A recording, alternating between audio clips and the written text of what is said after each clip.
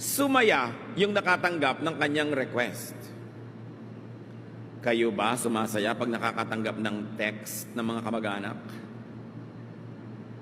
Lalo yung mga OFW nasa abroad, makakatanggap ng message, makakatanggap ng email, ng PM. Nakakasaya ba yung natatanggap nyo?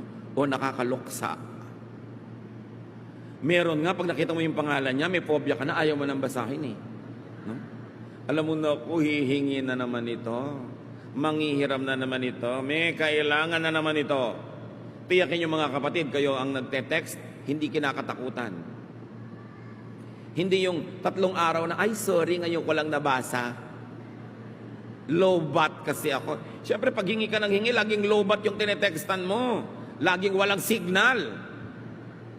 Pero sabihin mo, alam mo, may ibibigay ako sa'yo. Sagot agad yon. Ganun lang kasi